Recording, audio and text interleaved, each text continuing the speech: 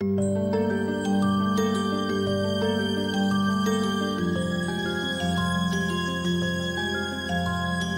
you're a child again.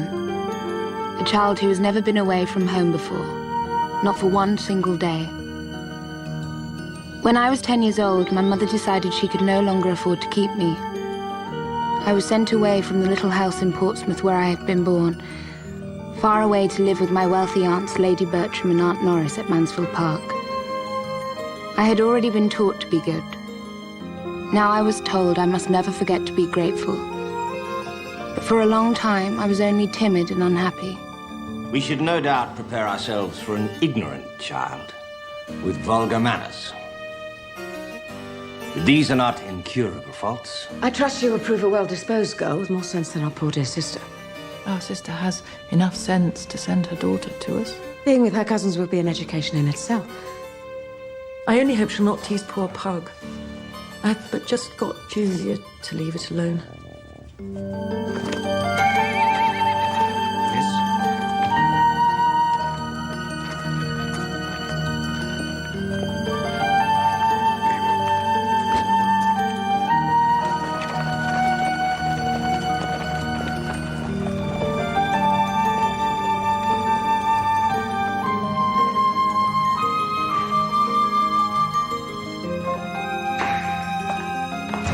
Come, Fanny, and meet your cousins.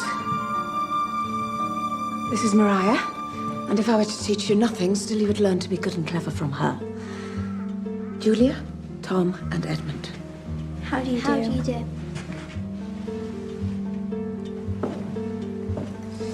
Come meet your uncle, Sir Thomas, and your aunt, Lady Bertram. Jar must be tired after so long a journey. Sit here beside your aunt. Edmund, give your cousin a slice of gooseberry tart.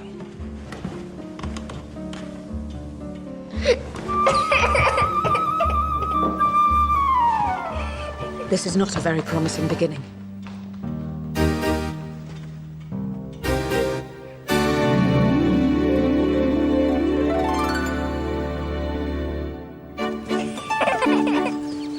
I missed my noisy, merry brothers and sisters and the rough and tumble of my own home. No one meant to be unkind, but I was the poor relation, and I was often made to feel it. Only Edmund put himself out to secure my happiness. He became my one true friend.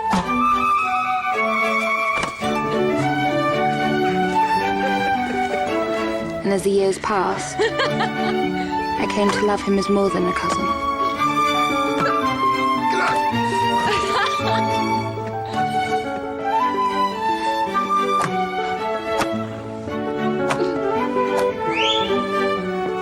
Edmund?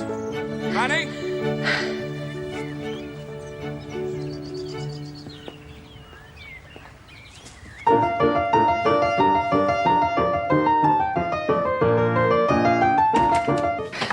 Excuse me, Aunt Norris. Sir Thomas wishes to see us. I'm not at all happy at having to leave Mansfield for so long, but it cannot be avoided.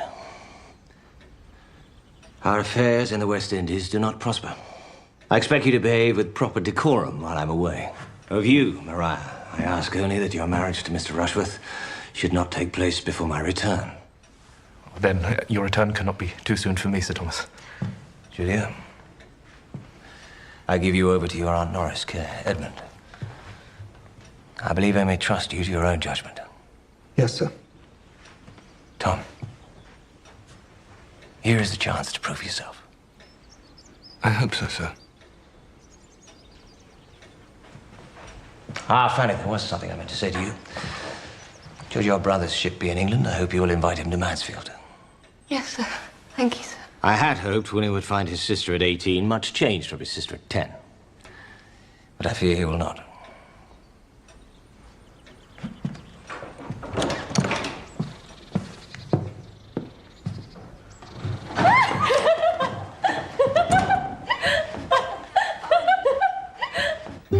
With Sir Thomas's departure, it was as if a cloud had been lifted from Mansfield Park.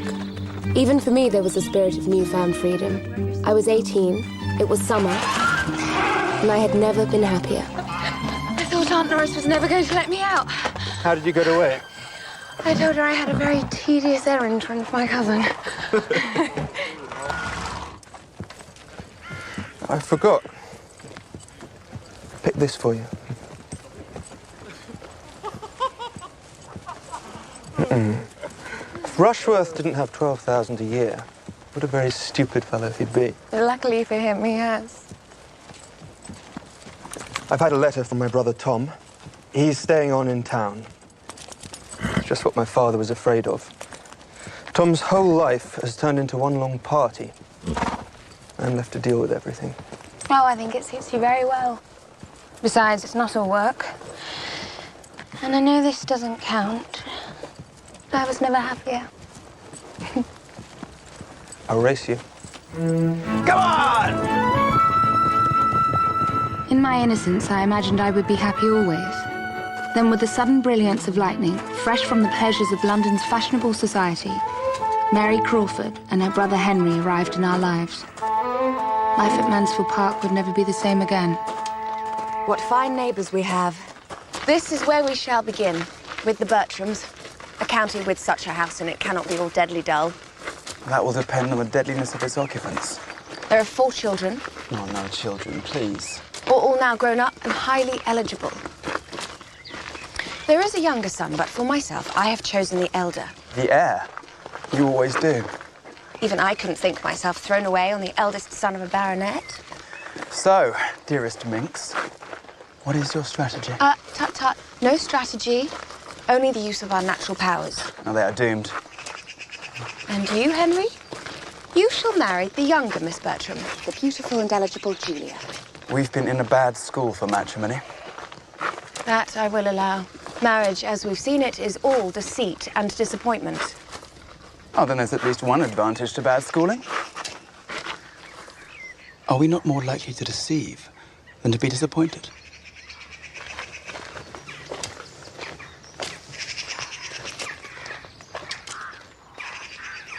Here they are. One can always rely on fashionable people to be half an hour late. Well, they don't have far to come. I can't imagine a country cottage will amuse them for long. Indeed. Their mother, dear creature, could not endure it above a week. They were pretty as children. How do they look now? Well, Miss Crawford may have the London style, but her prettiness does our girls no disservice. She's altogether too small and too brown. And her brother, my dear, his income may be satisfactory, but his plain, very plain. On the subject of Mr. Crawford's plainness, you must allow Julia to be the judge. I'm sorry that the rest of my family are not here to greet you, Miss Crawford. Your eldest son is not with you, Lady Bertram? Since his father has been gone, Tom prefers London or Newmarket to Mansfield. I do feel for you, Lady Bertram. Has Sir Thomas encountered difficulties in Antigua? It is, I believe, extremely hot. Circumstances in the West Indies are much less favourable than before, Mr. Crawford. I did not at all like to have Sir Thomas leave me, but I have been astonished at how well Edmund supplies his place in carving, in settling with the servants. I take his advice in everything. Well, then perhaps Mr. Bertram may advise me. How might I advise you, Miss Crawford? I'm assured that my harp has arrived safe in Northampton. But do you think I can hire a cart to convey it here? No, I cannot. You would find it difficult, Miss Crawford, to hire a horse and cart just now, in the middle of harvest. I expect I should understand you in time. But coming from London, where everything can be got with money, I'm quite put out by your country ways. You could not be expected to have thought of it before, Miss Crawford, but once you do, you must see the importance of getting in the grass. Anyone for more lemonade? Our one disadvantage, Miss Crawford, is that Mariah's wedding has to wait until after Christmas for our father's return. January is a very disagreeable month in which to marry. It is surely the most difficult month in which to make such a long sea voyage. Though I have taken certain measures to spare Lady Bertram the worst, by ensuring that I am the first person to be acquainted with any fatal catastrophe. My stepfather, the Admiral, ma'am, once made a winter crossing in such mild weather that the voyage took a whole month longer than expected. In Sir Thomas's case, We will hope for a happy compromise between speed and safety. How very well you put it, Mr. Crawford. Indeed. And if it is Sir Thomas's fate never to return, it will be particularly consoling to see our darling Maria settled in such a great match.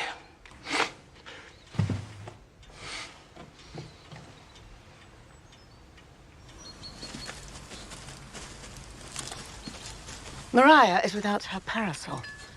Fanny. Maria catches a headache, we shall all suffer.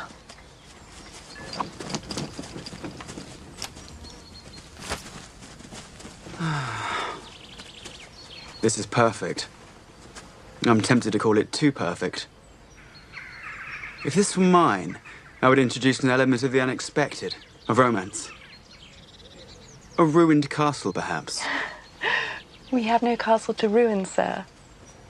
It is only pretense, Miss Julia. One builds and ruins at the same time. Allow me. Allow me.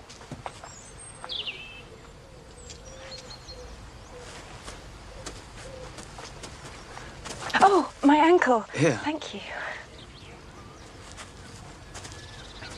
One is reminded. If Mansfield were mine, I should add a folly.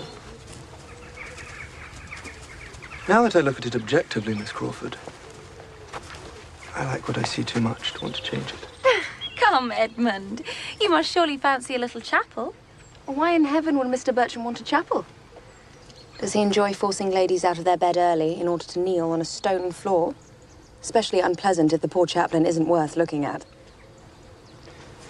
I am shortly to be ordained as a clergyman, Miss Crawford. Well, then you must forgive my pleasantries, Mr. Bertram. I did not know.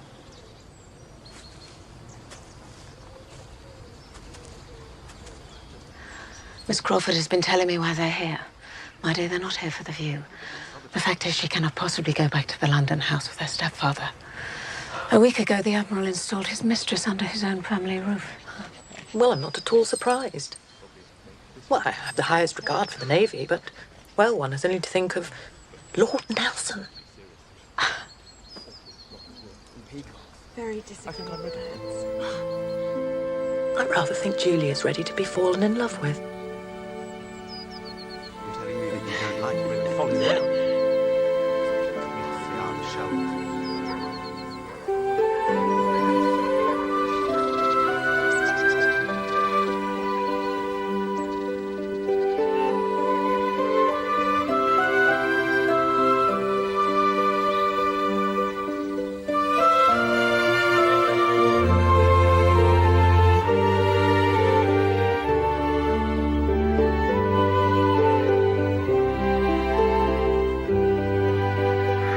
I like your Miss Bertrams exceedingly. They give themselves no airs. No. Their vanity is in such good order, they seem quite free of it. Last year's style, of course. They're not hurt by what they don't know. And you like Julia best? Ah, yes. You know, when we arrived, I mistook little Miss Price for a servant and gave her my hat. Do you really like Julia best? Maria is generally thought the handsomer. So I should suppose. Poor Julia couldn't choose her nose. If she could, I doubt her taste would improve on it. But she is charming. The sisters are different, but equally charming. They are. And charmed. I think you might have popped them both under your arm and run off with them. Both. Either.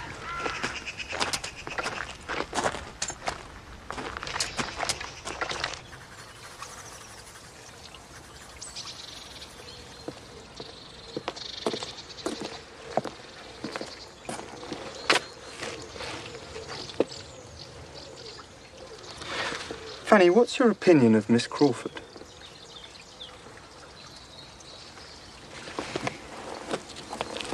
She has every virtue, a fortune, and a pretty face. She does. And? I've got a stone in my shoe. Ooh. But Edmund, does she truly hate to pray? Does she really believe everything can be got with money? I think Miss Crawford talks to amuse rather than anything else. And Fanny, are you riding tomorrow? Yeah. Then I'll have the mare saddled up half an hour early. Miss Crawford wants to learn, and Jenny is much our quietest horse. You won't be inconvenienced. I'll make sure we're no more than half an hour.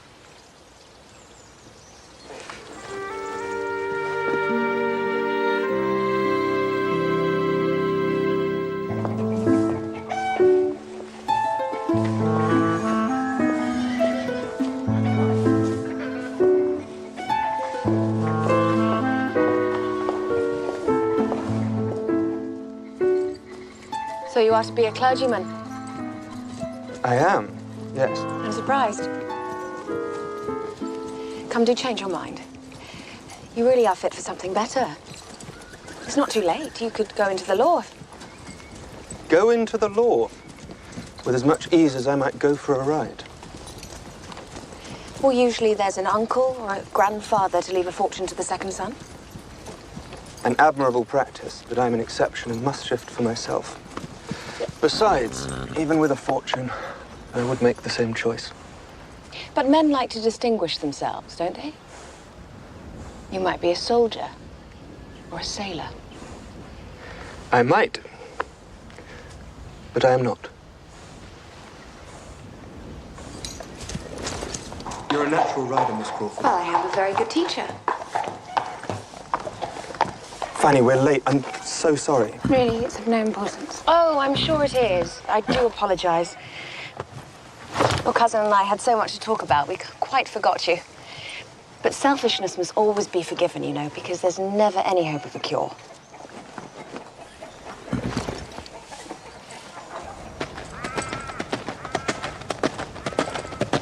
It was only a little play, Lovers' Vows. We were just putting it on for a few friends. We were well into rehearsals and we'd all have gone off brilliantly when the Dowager Duchess died and our entire scheme was destroyed. Good gracious. I mean, it's not worth complaining about, of course. Still, the poor old lady could not have chosen a worse time. If only the news could have been suppressed for the 3 days we needed. Well, she was a grandmother after all, and she did die 100 miles off. I'm sure you're very much to be pitied, my dear. But all is well, ma'am, for now Mr. Bertram is to take the Baron, and I am to be Count Cassel, ma'am, and come in 3 times and have 42 speeches, which is no trifle.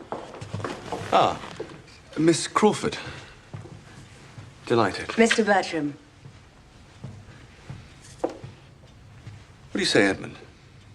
Small, dark, and bright. We have our Amelia. I'm engaged and dismissed in one breath. It's been a great while since I trod the boards. Today, I feel as if I could be anything and everything. I am of some use, I hope, in preventing any unnecessary expense. Come, Fanny. It is a shocking trick for a young person to always be lolling upon a sofa. You really must learn to think of other people. I'll never have these curtains finished in time for the performance. You're not seriously putting on the play here. Well, certainly we are. Why not? Look, it's a slight piece, I know, but... Do you think this is too modern? Where's Mr. Crawford? I want his opinion.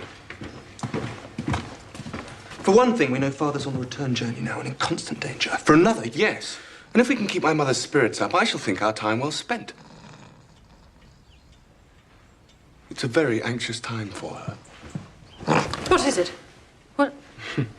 I was not asleep. For another, you have asked Maria to play the mother of an illegitimate child. Oh, do not act in anything improper, my dear. Sir Thomas would not like it. You know Father wouldn't like his grown-up daughters to be acting. I know my father as well as you do.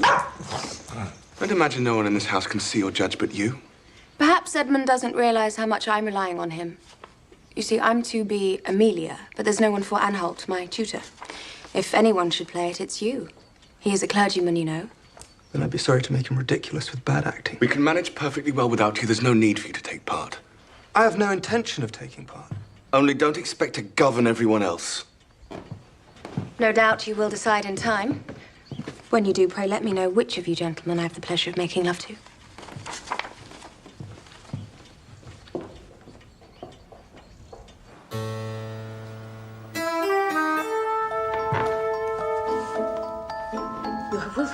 my request? I have leave of I ordered absence. you to Only raise this for you. curtain by an inch.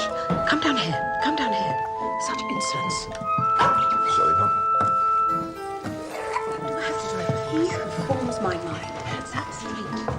That he who formed mine. Do you mind not taking part, Fanny? No. Besides, your father would not approve, and I can't afford to displease him. Do stand still, Julia. Do I not look every inch the tyrannical father?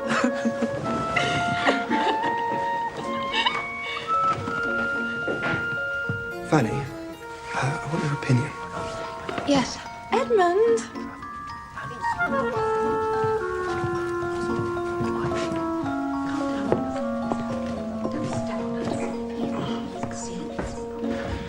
This acting scheme gets worse and worse. They're going to ask an outsider, a complete stranger, to play Anne Holt. And what can you do? Tom's so determined. There's only one thing. I must play Anne Holt myself. Well, can you think of an alternative? You said nothing would induce you. I know. Do you imagine I like being driven to be so inconsistent? But it can't be right to let Tom go trawling the countryside for anyone who can be persuaded to take part, no matter who. No, it can't. Then give me your blessing, Fanny. If you're not with me, I mistrust my own judgment. I do see it's not right for Miss Crawford to act with a stranger. Right, but- you're right. She must be spared. Dear Fanny, I couldn't be easy until I'd spoken to you.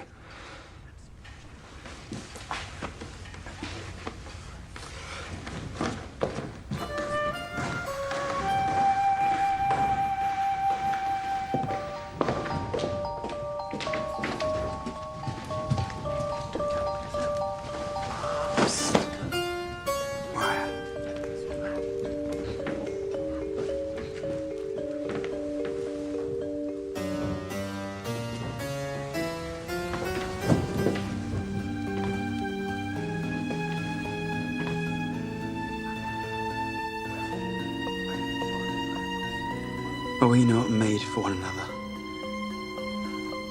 Tonight I can be only one thing, Mariah. Tonight I am your lover. Or I am nothing.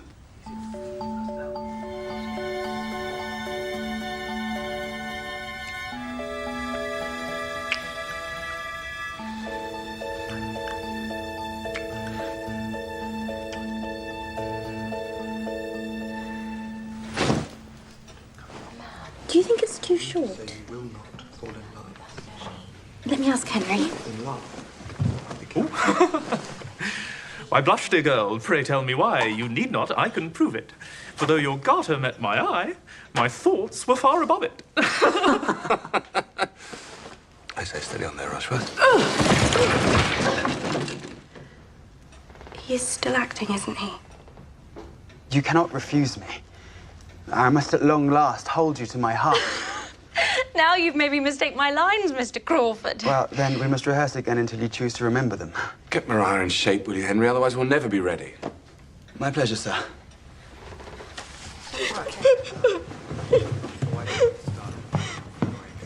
Now what have you done, Fanny?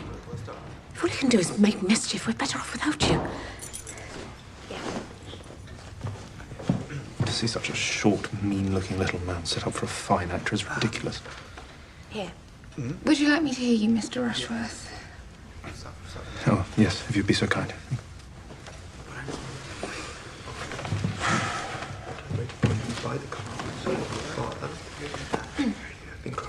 What does the Baron accuse me of? Nothing he himself is not guilty of. But I shall make short work. No, light. Oh! What does the Baron accuse me of? Nothing he himself is... We can't put off any longer, Miss Crawford. And really, you haven't so very much to fear. It is only me. Perhaps we could find a private corner.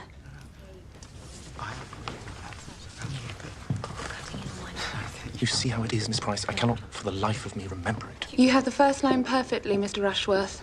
But, Miss Price, I have 42 of them. When Julia speaks, I cannot recognize my cue. Miss Price? I do not wish to blame you, Yet I can hardly call it ladylike of you to visit me here alone at night. My dear Mr. Anholt, allow me to speak my heart, to tell you that I love you, that I've loved you since first I set eyes on you. The stage directions say, Amelia takes Anholt by the hand and looks into his face.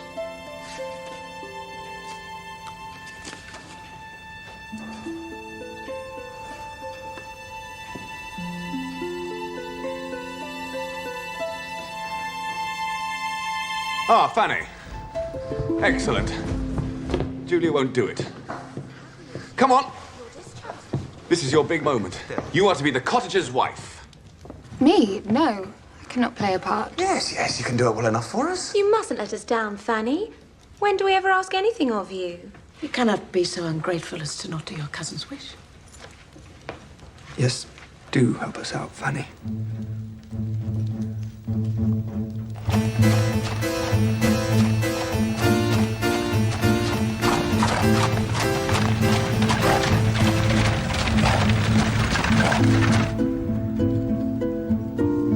You'll soon get the hang of it, Miss Price. Now, we'll try the moment when you interrupt my scene with Agatha. And you'll find us very well rehearsed. We've been hard at it, practicing by ourselves.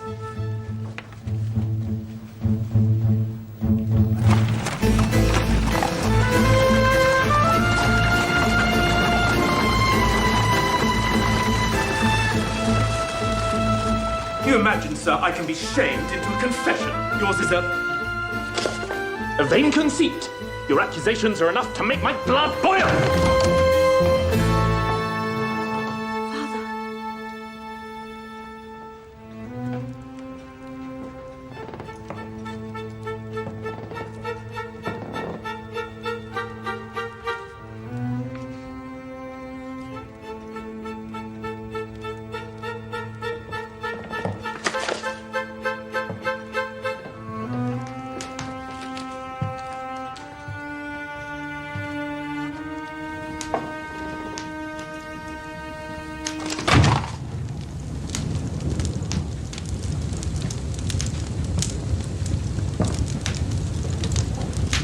When you arrived, sir, we were going through the first 3 acts.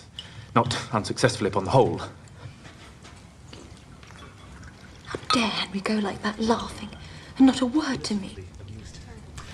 My dear girl, a man like Henry isn't so easily roped. Don't suppose I was the one doing the chasing.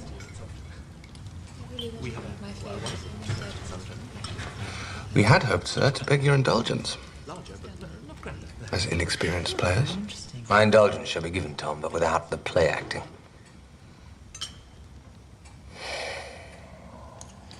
Do you find Mr. and Miss Crawford agreeable acquaintances? Indeed.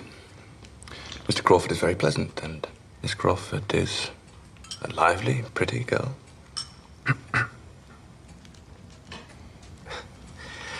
I do not say he's not a gentleman, considering. But, as your father cannot fail to have noticed, he's too short to be considered a well-looking man. But Father, you've not told us the outcome of your stay in Antigua. I'm happy to say our affairs in Antigua do now prosper. I hope you won't mind my asking, sir. But now that you have lived amongst it, do you believe slavery can continue in the same way? Our little cousin is a friend to abolition. I think, my dear, we may very well do without slavery. But without order, we are lost.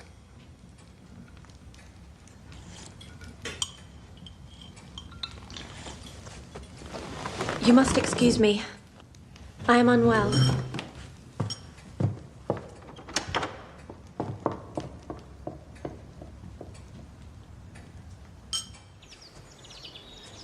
Since I've been home, it has occurred to me that Mr. Rushworth was perhaps accepted on too short an acquaintance. I'm well aware what an advantageous alliance it would be for you and for the family But you must not sacrifice your happiness to it. Marriage is a serious undertaking. You have no particular reason to repent your engagement.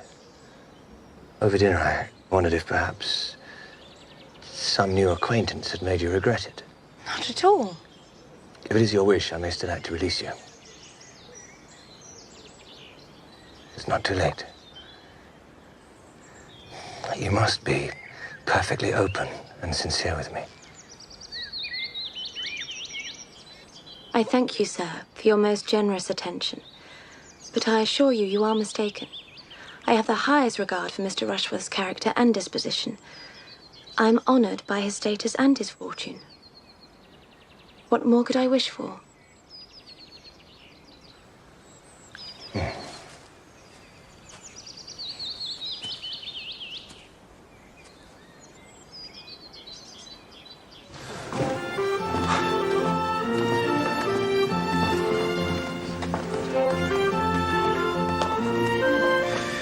Oh, how wonderful.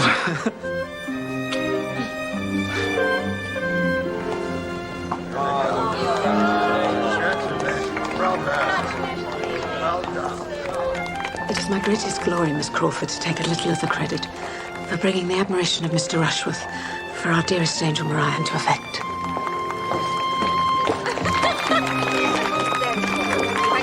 Thank you, Edmund. Maria, you must write to me every day from London and tell me all about it. Congratulations, Mr. Rushworth. Goodbye.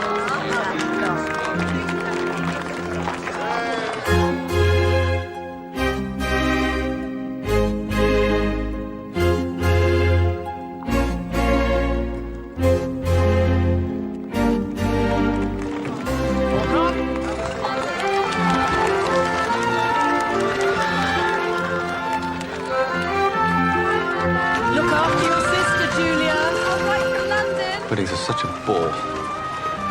Thank God the racing season started so I can escape. Even Father wouldn't insist I'm here through Cheltenham. I need another drink.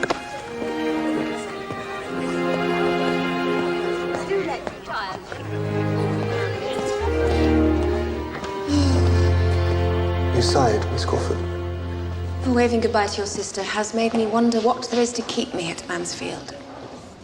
Will you not stay for my sake? I confess I can imagine it being pleasant enough to spend half the year at Mansfield. But in a country cottage? No. Might you not feel differently in time? You think I should be the one to change? I doubt it, Mr. Bertram. I'm stubborn, you know. And I always get my way in the end.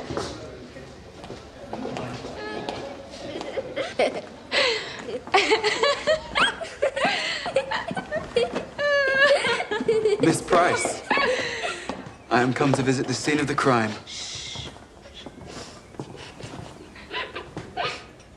I shall always look back on our theatricals with such pleasure. We were alive. I was never happier.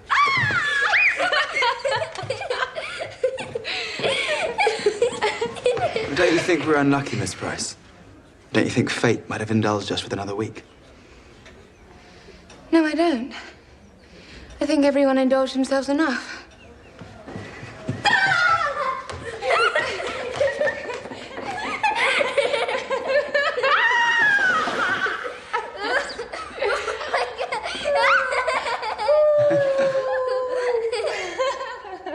Well, that was a very proper wedding. The bride was beautiful, the bridesmaids suitably inferior.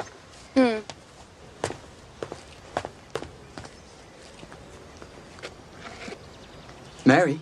Well, how is young Bertram? I scarcely spoke a word to him all day. Edmund is as ever Edmund was, determined on obscurity.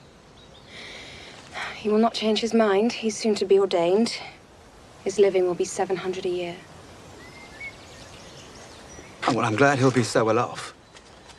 A very pretty income to make ducks and drakes with. You would look rather blank, Henry, if you were limited to 700 a year. Perhaps, but all that is comparative. Exactly.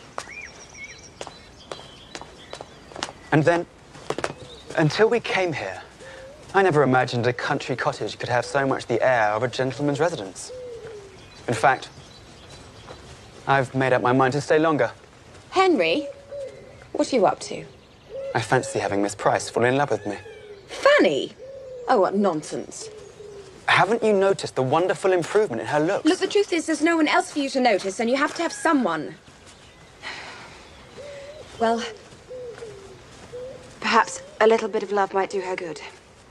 She's very sweet, and I will not have you make her unhappy. Really, I couldn't bear it if you were to turn out like our stepfather. All I'm asking is to make a small hole in Fanny Price's heart.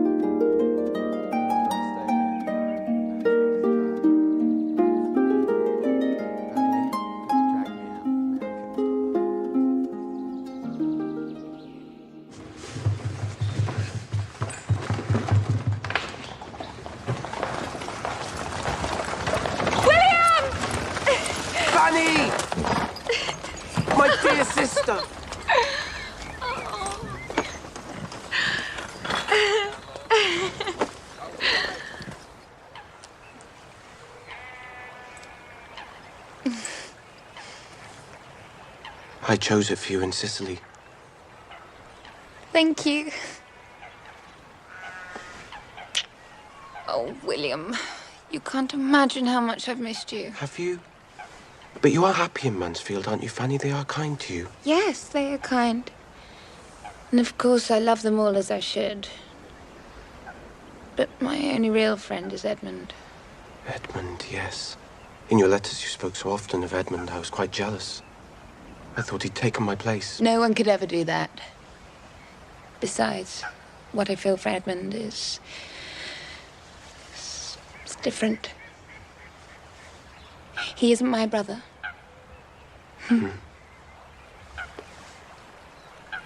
Just off Trieste, we chased the enemy sail until we were close enough to fire on her, at which she returned our salute with a broadside that came scouring along the decks, tore through the foresail, made a large dent in a brass gun, rebounded away into the open sea. Good heavens! Amazing. Luckily, we were all on the countryside, where it would have killed and wounded a good many. Dear me, how very disagreeable. I wonder anyone can ever go to sea. I couldn't feel more differently. When listening to Mr. Price, I envy him every danger. To have gone through such hardships. And the glory of such heroism puts me to shame. There is nothing heroic about what I do, Mr. Crawford. I'm just an ordinary midshipman. It's still a remarkable thing to have given such proof of character so young. I do wish to distinguish myself, sir. But the truth is, I have no commission as yet. Sometimes I think I'll never be made lieutenant.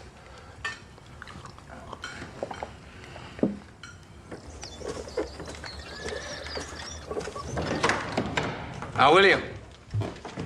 Good morning, sir. How are you enjoying your stay at Mansfield Park, young man? Very much indeed, sir. But I only have 2 days left. And tomorrow is Fanny's birthday. Of course. Well, then we must celebrate. I have not seen Fanny dance since she was a little girl.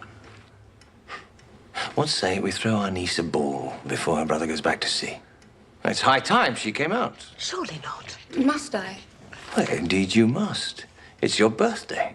Then may I not have my own way? No, my dear, you may not. Because it is your day, it is your duty to consider everyone else. We need only make a small party. But may I not choose the occasion? I should like it to be the same as the last birthday I had with William. A picnic. A picnic? I see nothing against that. Thank you, Sir Thomas. A picnic indeed. A picnic for half the county. The nonsense and folly of people stepping out of their rank.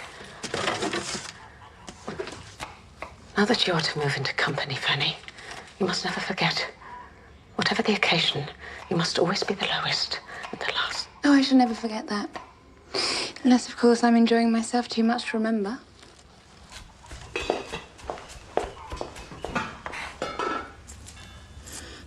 I thought it might look well with William's cross. This is beautiful. How can I ever thank you? Oh, by accepting it for what it is, a token of love from one of your oldest friends. What can I do? Miss Crawford has also sent me a necklace. Miss Crawford has given you a necklace? Then, my dear Fanny, you must wear it. Well, I don't want to. And anyway, yours is far more suited to my cross.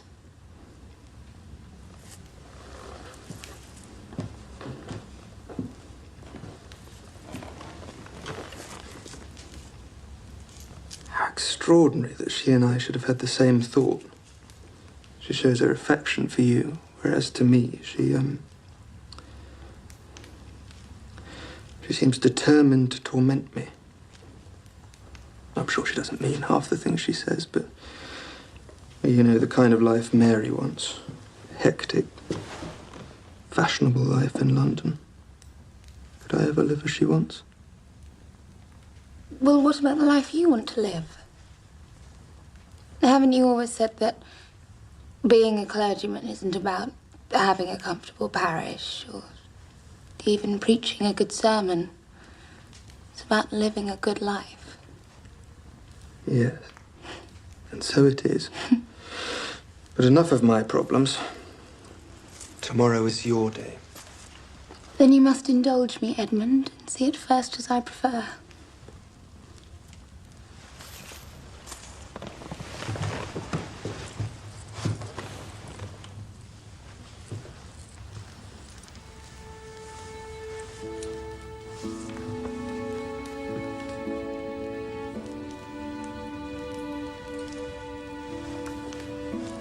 There.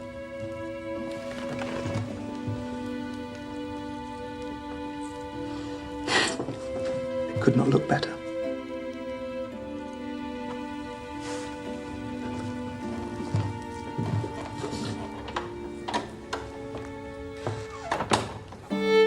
One, 2, 3. Off you go.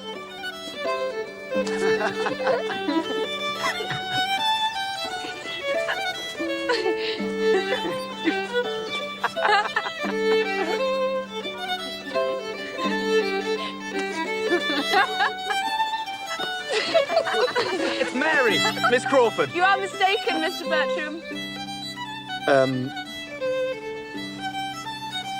I cannot guess.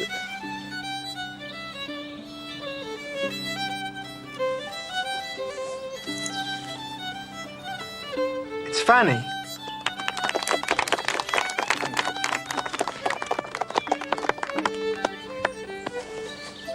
Well, I should have known you, Miss Price.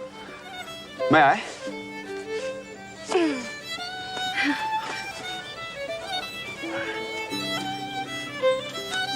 One, 2, 3.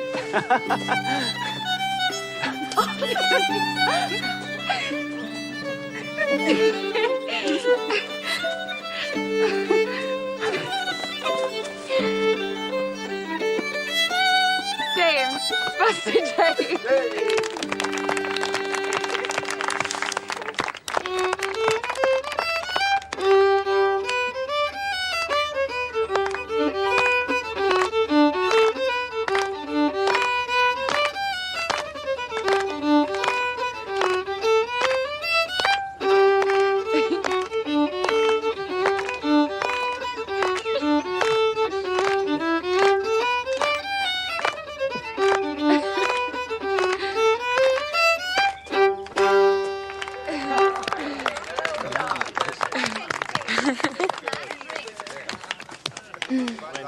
My dear Fanny, with your cousins gone, you're quite the centre of attention. I think I prefer being overlooked. Oh, no, you must learn to enjoy it. It serves no purpose to blush unseen. Not that you do. Did you know that Henry's taking William to London tomorrow? No. He is. They're going to dine with our stepfather, the Admiral. I've never seen my brother take so much trouble over anyone before.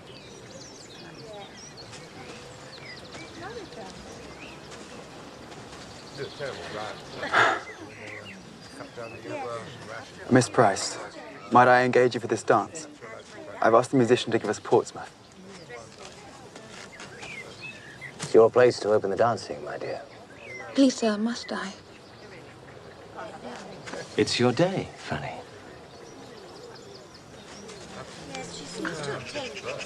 Take your places for a dance. What a pity this is the last time I shall dance with you, Mr. Bertram. Why is that? Because the next time we meet, you shall be a clergyman. Yes, I go to York tomorrow. I've never yet danced with a clergyman, and I never will. You are especially playful this afternoon, Miss Crawford. You think if you shake me hard enough, something serious will drop out. But I assure you, I am profoundly shallow. A large income is the best recipe I ever heard of for happiness. Then your happiness is forever beyond my power.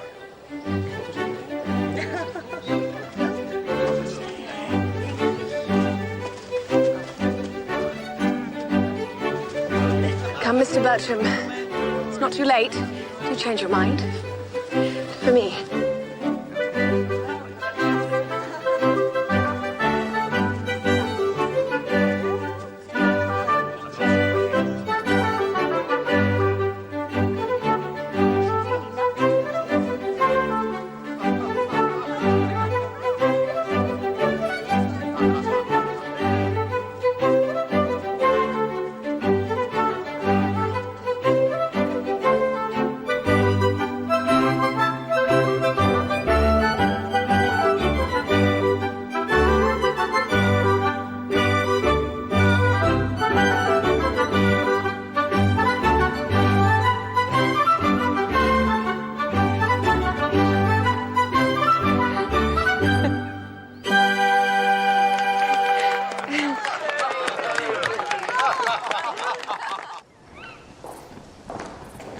Here you are.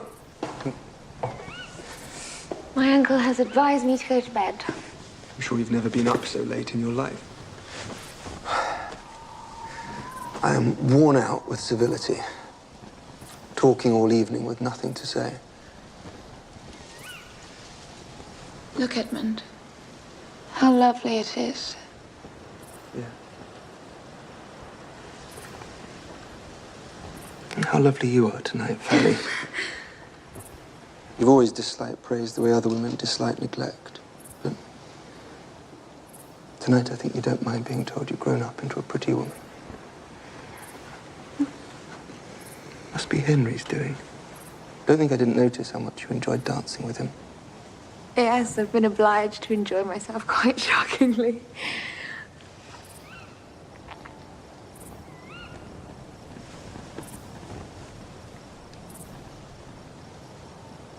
There's Arcturus, looking very bright.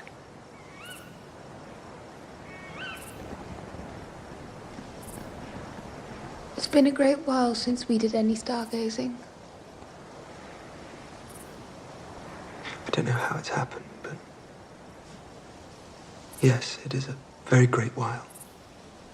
I will be back soon.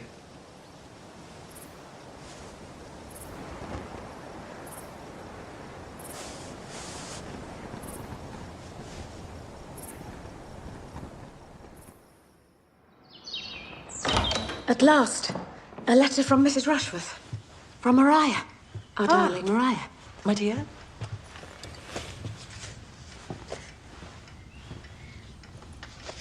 My dearest Mamma, last night I gave my first party. It was a sensation.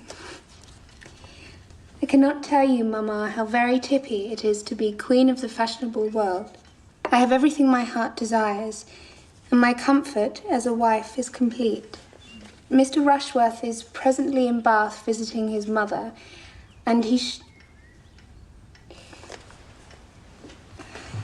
is something I can't quite read. Mr. Rushworth is in Bath.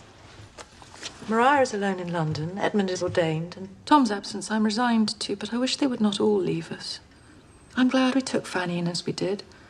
Now the others are away, we feel the good of it. And it is such a comfort to know we shall always have her. Excuse me, miss, but Sir Thomas would like to see you. Surely Sir Thomas has asked to see me, not Fanny. No, madam. Sir Thomas asked for Miss Price.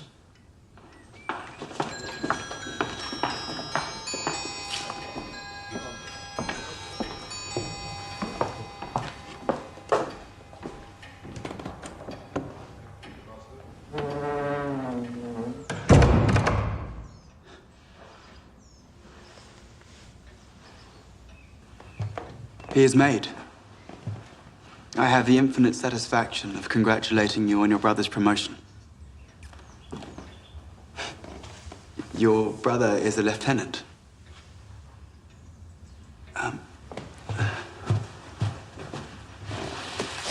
Here are the letters that confirm it. Would you like to see them? Yes.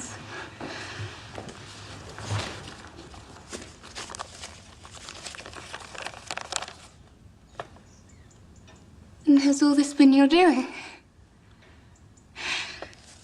Good heavens. Was it at your request? I am astonished.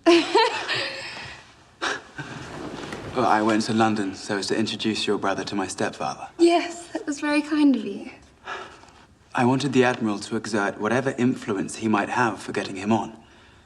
That was my purpose, my chief purpose.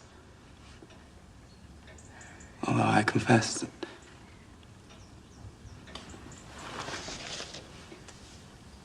Miss Price. You are so generous. We are infinitely obliged to you, Mr. Crawford. I must go to my aunt immediately. Please. Please.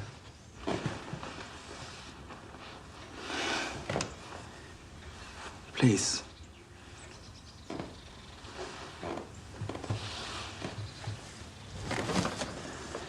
You must allow me to say what I feel, Miss Price. Feelings that you cannot have been completely unaware of. I beg you, Mr. Crawford, pray don't. At first, I saw only your sweetness, your grace, your beauty. No, this story. Really, I cannot bear it. Because you think I'm only playing.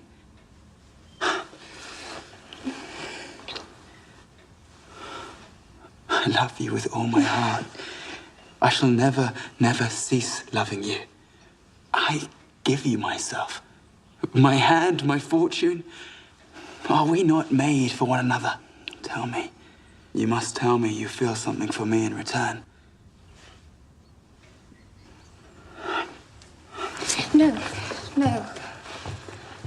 I can't believe a word you say. I've seen you do all this before.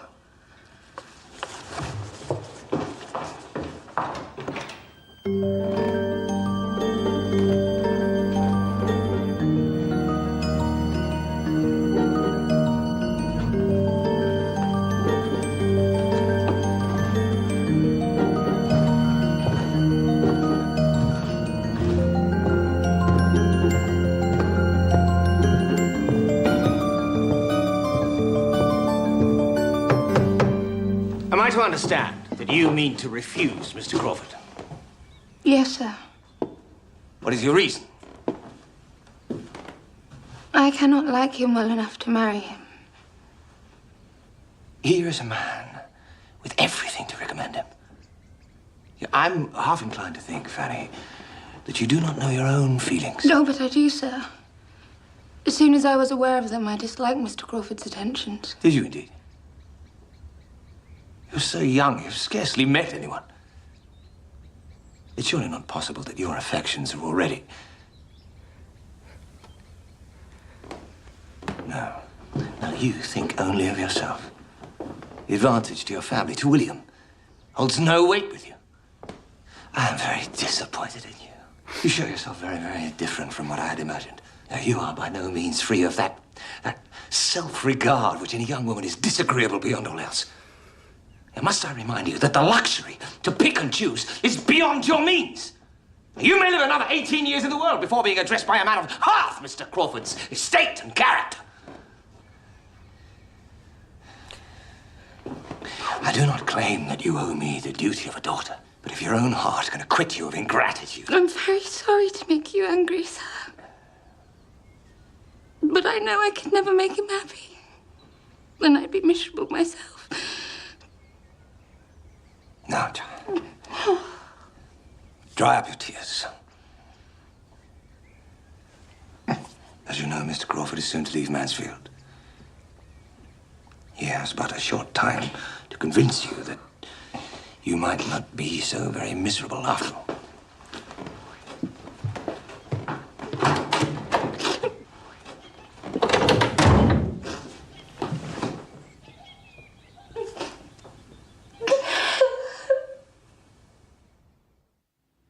The moon shines bright.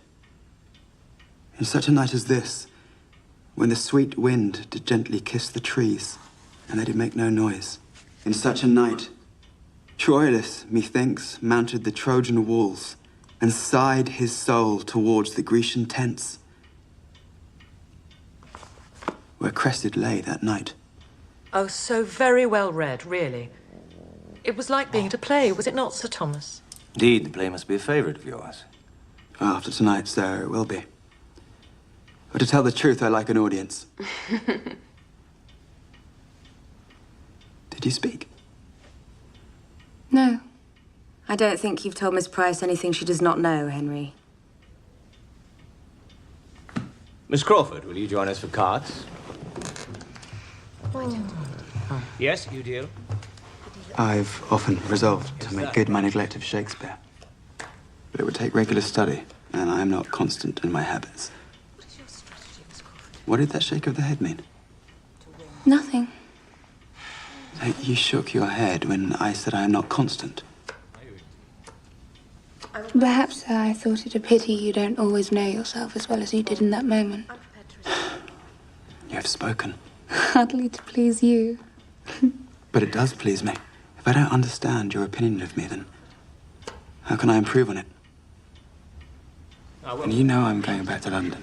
And you expect by the end of the week I shall have forgotten you. Believe me, you're quite wrong. You are cold. I intend to be quiet. For you. Funny. You up? My game. Oh, very well read. Well done.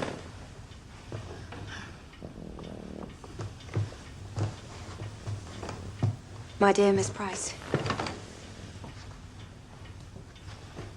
Now the moment has come. I hate to leave Mansfield. Good, gentle Fanny. I don't know how it is, but you will have so much more heart than one usually finds in the world at large. And I confess, I would like to have seen Edmund once more, ordained or no.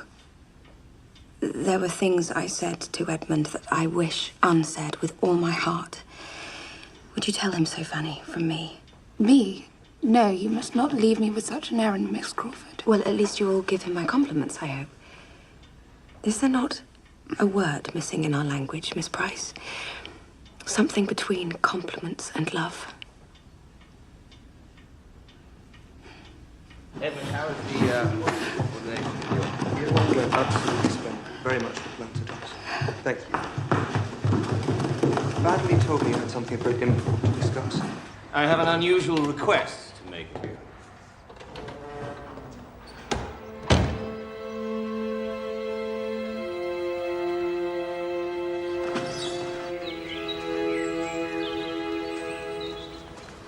The Reverend Bertram. How well it sounds. Congratulations. Thank you. Stayed away so long, I thought you were never coming back. Did Sir Thomas send for you? No. The reason I stayed away so long was to avoid Mary. Only to run into the Crawfords just as they were quitting the village. You know, if I hadn't, I'd never have seen Mary again. I'd quite decided to forget her to end the whole torturous business. But seeing her just now, her manner to me was so very sweet. Her words so simple, her looks. I cannot give her up. She's the only woman in the world whom I can ever think of as my wife. She's invited me to visit her in London. Oh, no. And I must waste no time in doing so quickly before the habits of wealth and fashion scupper my chances. So, now I am to go away again. I'm sorry, Fanny. I promise I'll write as soon as I have any news. And anyway, I gather it's you I have to thank for their delayed departure. Fanny? What can I say? I'm sure we'll think very differently. That's true, I think Crawford's proposal a highly desirable one.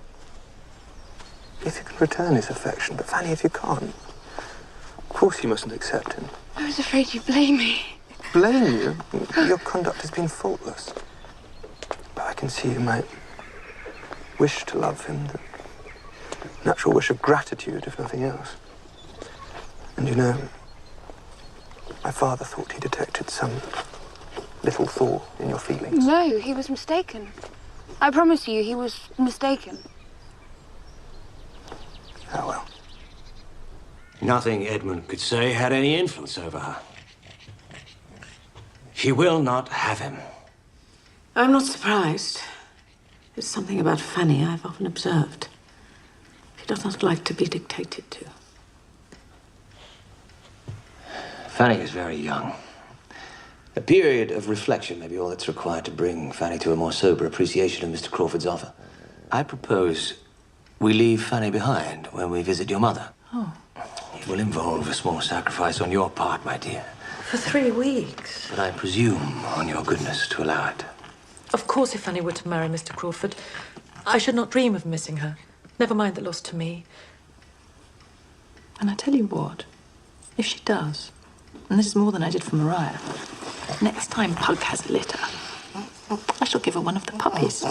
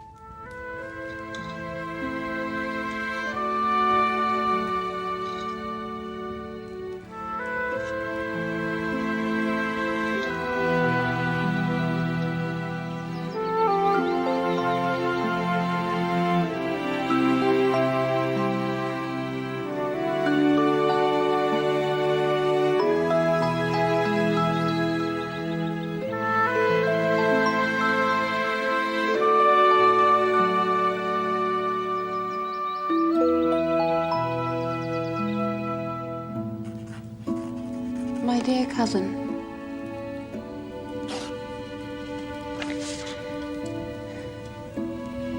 Dearest Edmund, perhaps it is because of my present solitude, but I cannot stop thinking of our last meeting. And I so wish... I wish...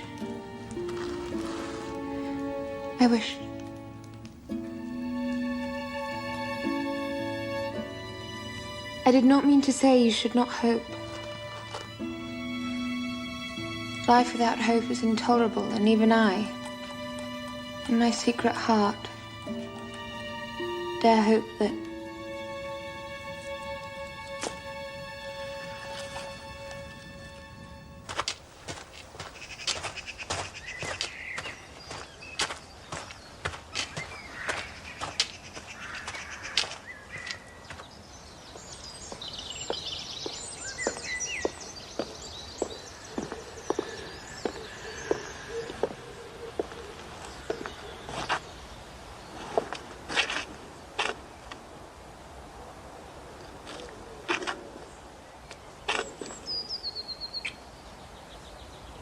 Forgive me for calling like this unannounced. I had such a desire to see you. And here you are.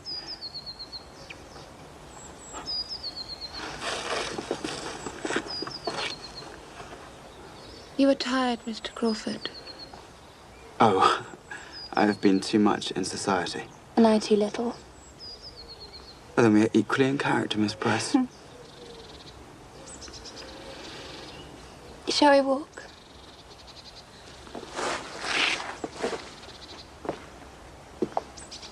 Have you news from London, Mr. Crawford? Nothing of any interest. No war, no fire, no revolution. But Maria and Julia are tireless followers of fashion. And even Edmund has dined several times at Maria's, where, as you may know, my sister is living at present. Mary's appetite for society remains undimmed. And Tom? Oh, we see no more of Tom than you do. The last I heard, he was at Newmarket, continuing his giddy career of drinking and gambling. Whereas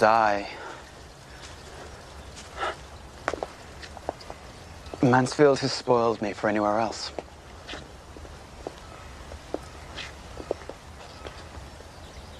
Or perhaps, living with this all the time, you no longer see its beauty. But to me, on a day like this, it is an uncommonly lovely sight. Oh, I think so too. I can imagine nowhere lovelier than Mansfield Park. You see, I haven't forgotten about you, Fanny. Not for a moment. I've been thinking of you constantly. Have I not proved myself? I just don't know how to answer you. No, you know how to answer me. Just give me some sign, Fanny, no matter how small. Tell me I may look forward to being happy. Help me, Fanny. Guide me. I can't guide you. We all have our best guides within us. If only we would listen.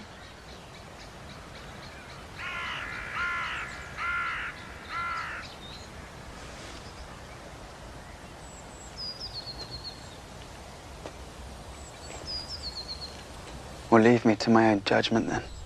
But my better self, as you well know, is in your keeping.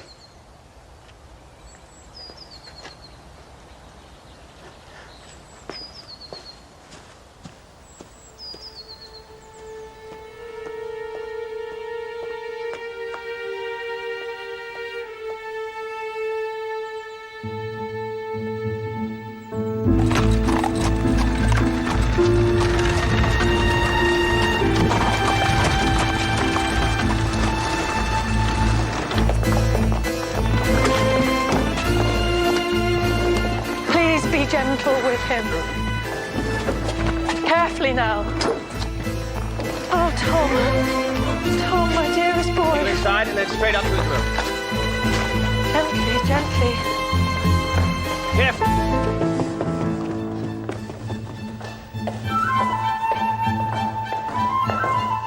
Thank God we have you, Fanny. Go to my mother. She needs you. Tom is extremely ill.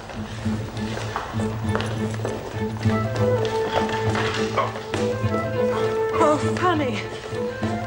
Dear Fanny. Now I shall be comforted. He had been drinking a good deal, Fanny. And after he fell, he neglected himself until he brought on such a fever that he hardly knew who or where he was. Finally, his physician insisted on calling us to him. And now, they've fear for his lungs. I'm so very, very frightened, Fanny. I'm sure I daren't go near him. With my weak chest, it could prove fatal. I'm sure we have more reason to hope than to fear. Dear Fanny, pray God you are right. But now, I am guided by Sir Thomas in everything. But can it be right for him to go away again at such a time? Sir Thomas is leaving us. Now.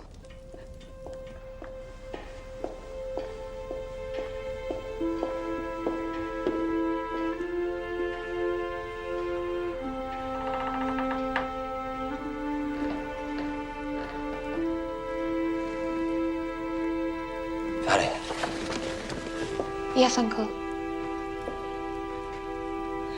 Come in a moment.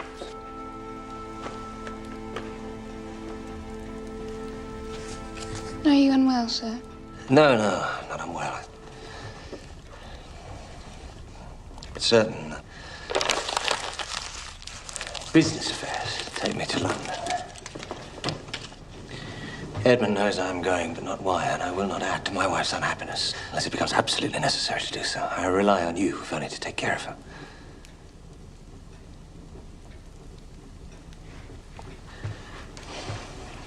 I may be disappointed elsewhere, but in you, my dear, I'm blessed.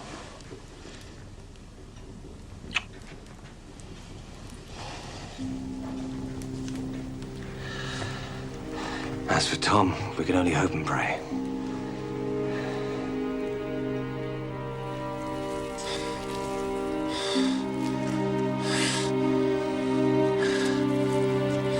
My first task is to bring the patient's temperature down.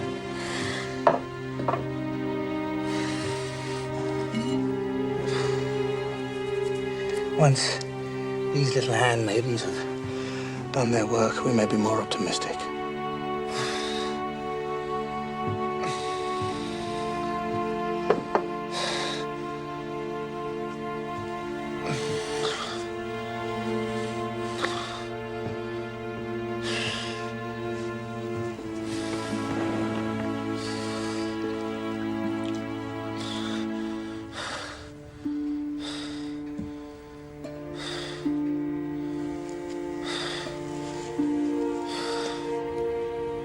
You saw Miss Crawford in London? Yes, every day. But not once alone. She was in a pack all the time.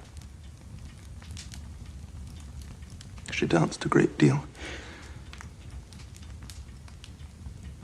She spoke a great deal. Said nothing sensible or even kind. She was, I suppose, her London self. Like a stranger with whom I had to argue every little point.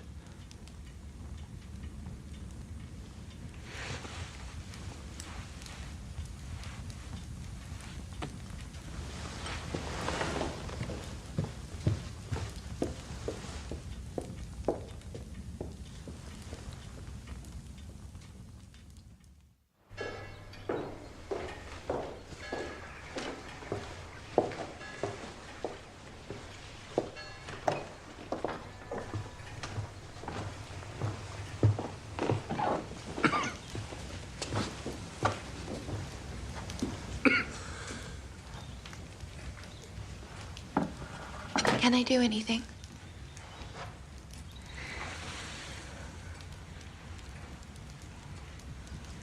Let Fanny read to me. You're bored with me, are you? Well, I could do with a pretty face to look at. Our patient is improving. Let me guess. The racing news? Every word. And no objections, please. I warn you, Fanny. Illness has brought out Tom's true nature in all its wonderful ugliness. He is a tyrant. Well, I shan't let him tyrannize me. We'll see about that. You'll give way. You're too kind to quarrel. You should not rely on it, cousin.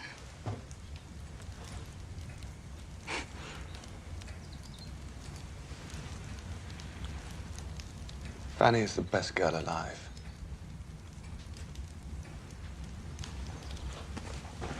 It's 4-1 on Little Scott, and Remnant beat Swallow by 2 lengths in the second meeting at Newmarket on Monday. 3-1 on Robinson.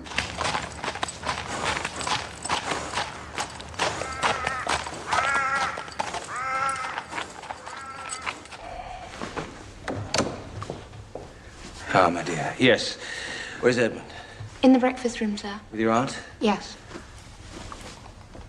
I shall be with you in a moment.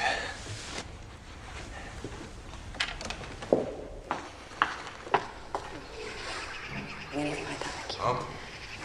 These are sad circumstances in which to meet again, Miss Price. surprises me that Tom's sisters are happy to stay in London, but you are here.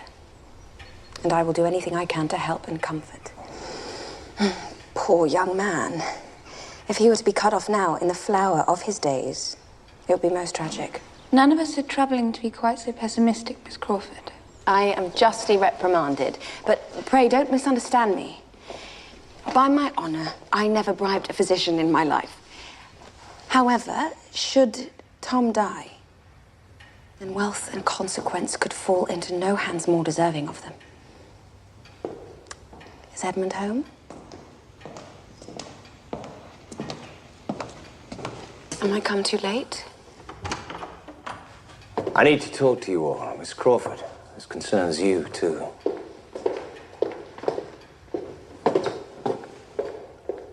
My dear, I have to ask you to be brave.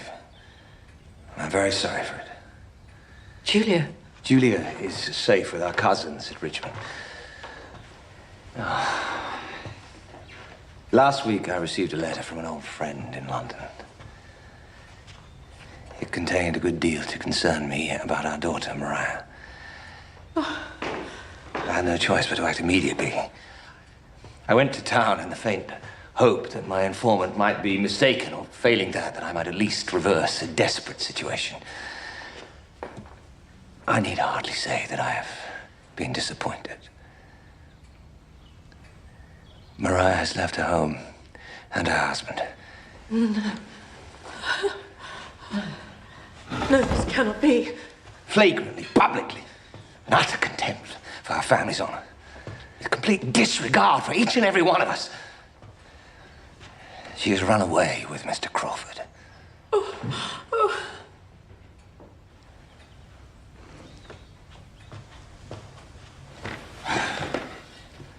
I'm become aware of my errors too late. I had hoped my daughters would grow up to be good. But I succeeded only in them being good-mannered. I knew my daughter no more than a stranger. A woman whose shoulder I might brush against without any inkling of her fears, her hopes, her passions. And now it's too late. Her character is destroyed. Did you notice nothing at the time? Were they so very discreet? Discreet? If only they had been, 1 ounce of common discretion would have saved us. Saved us? Well, you don't think Henry set out to destroy the Rushworths' marriage? I don't mean to defend Henry at your sister's expense, but really, I could knock their silly heads together. I never imagined that they would really do it. And I'm sure we both thought Mariah knew she'd had her penny's worth, to use the vulgar phrase, and would be content. Now, for 1 moment's stupidity, Mariah has thrown away everything she gained by her marriage. Is that all you have to say? Please, don't think that I've forgotten Fanny. That foolish girl. If Fanny had accepted him, they might now even be married. And Henry's relationship with Mrs. Rushworth would be no more than a harmless little flirtation. Enough! You've said enough. Forgive me, but I have not yet made my point. Edmund, I beg you, advise your father not to interfere. You mean my father should collude in this business in the hope that Henry will marry Mariah? Well, think, Edmund, think. Mariah would recover some footing in society. Not all, of course, but should the worst happen with your brother, then I mean, you and I, Edmund, would be in a position to help Mariah and accept her back here at Mansfield. I cannot believe what I'm hearing. Have you no sense of what this means? All you see is folly. A little embarrassment we can overcome if only we're sensible and we think straight for 5 minutes. Society will forgive us. What do I care about society? My father's shame will last forever. And my mother's grief, and I...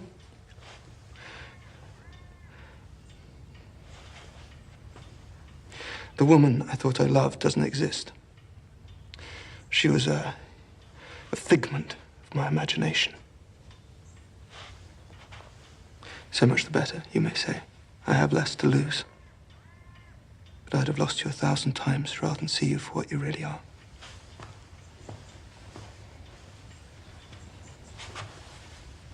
A pretty lecture, I must say. Will it be one of your sermons? Love is supposed to endure disappointment, is it not? Or so I am told. Goodbye, Miss Crawford.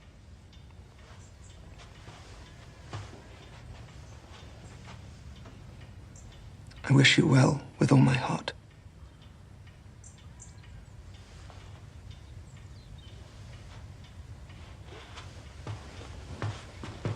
Edmund!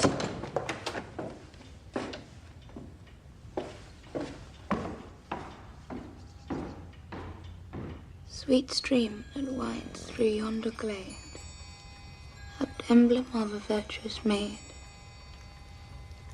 Silent and chaste she steals along, far from the world's gay busy throng, with gentle yet prevailing fall.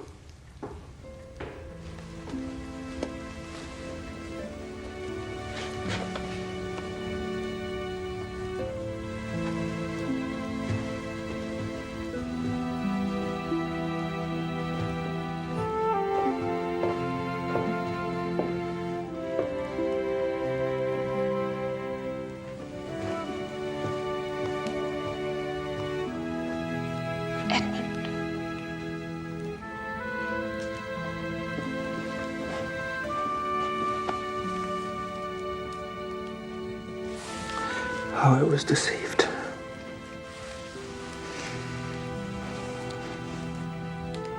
How I deceived myself.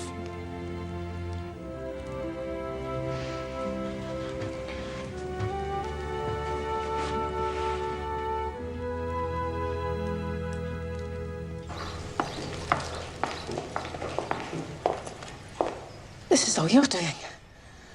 You think of nothing unknown but yourself. If you'd have accepted Mr. Crawford, none of this would have happened. Mariah's letter shows her to be deeply unhappy, Sir Thomas. So unhappy, I cannot but hope if you were to go to her, she might be persuaded to leave Mr. Crawford and return home. Mr. Rushworth would not have her, Mum. I mean to say she might return here. That, I fear, is impossible. As a daughter, Mariah may count on me always to secure her comfort and protection. Further than that, I cannot go. Even her mother doesn't expect it. You mean Mariah is to be sacrificed for the sake of Fanny's niceness? I mean nothing of the sort. If you feel it is your duty, Mrs. Norris, to be Mariah's companion in her grievous situation, then you may feel free to go.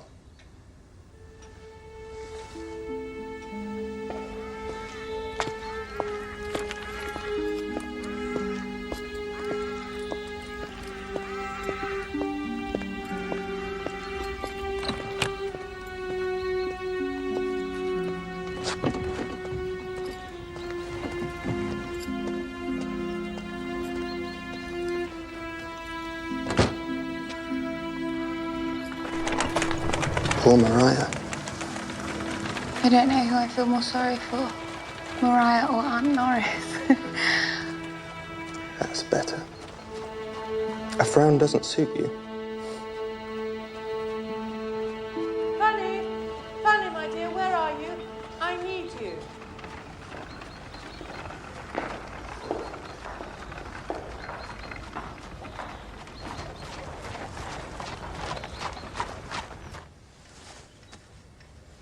Which should I use here, Fanny? The purple wool or the maroon? The purple, Aunt.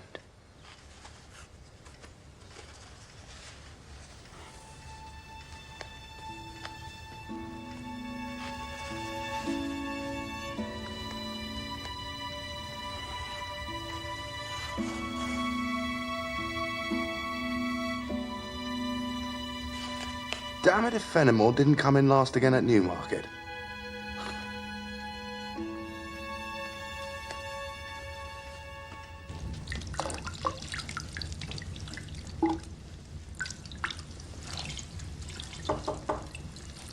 It's only me. Edmund, come in. Oh, sorry, I No, didn't no, realise. really. Come in.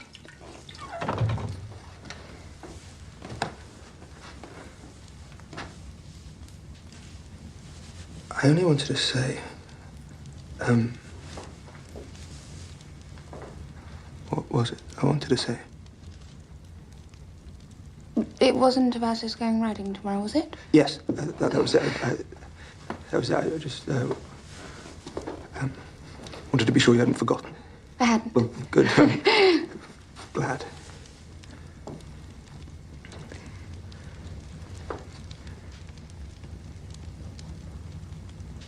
But now, Edmund, I really must go to bed. Yes, of course. Sorry. Well, then.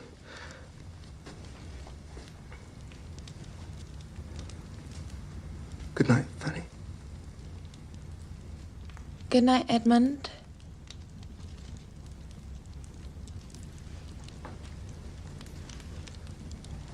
You know, I've always loved this room.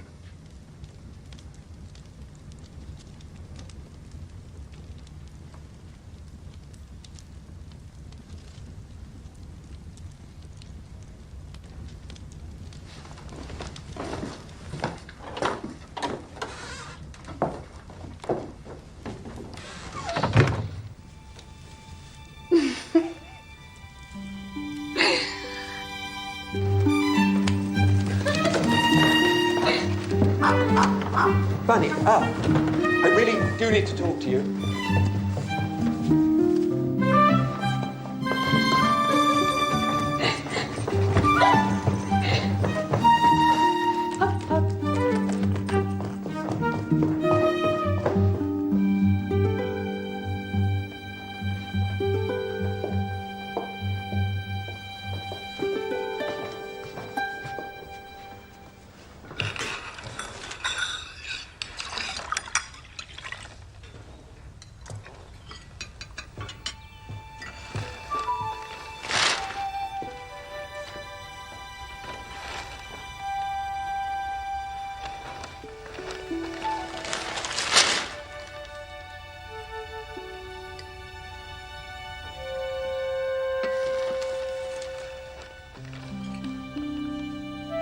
Fanny, my dear, I've quite run out of lavender.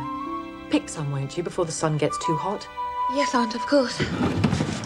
And Edmund, find the scissors and go with her. Yes, of course.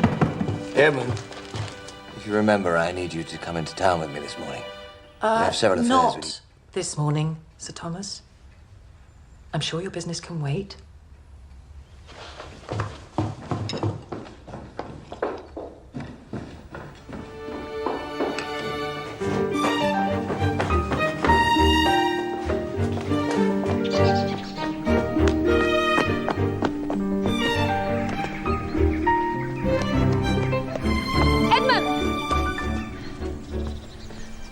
Fanny.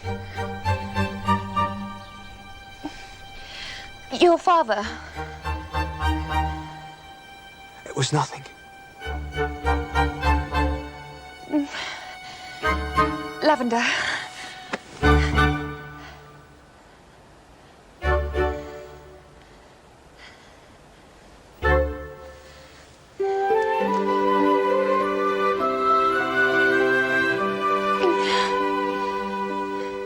I love you. I was blind. Forgive me.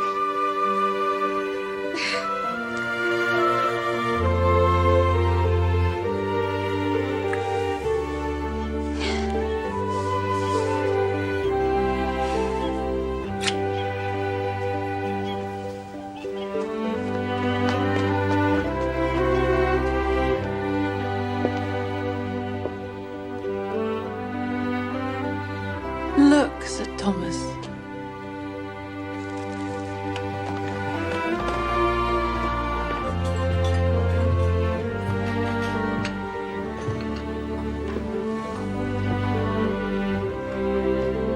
Now perhaps Edmund will at last think to ask Fanny to marry him.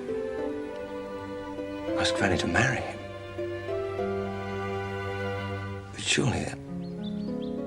Oh, my dear. Fanny has been in love with Edmund since she was a little girl.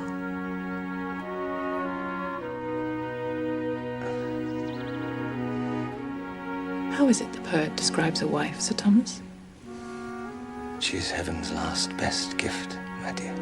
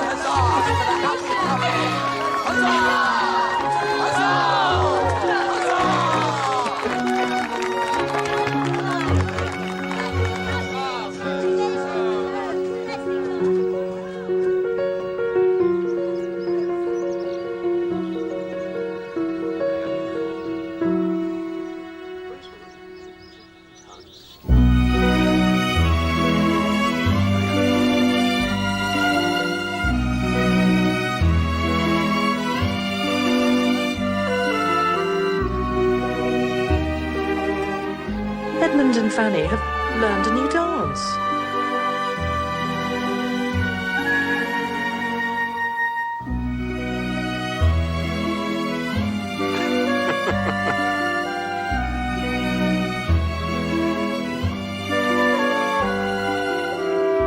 Is it possible to be so happy?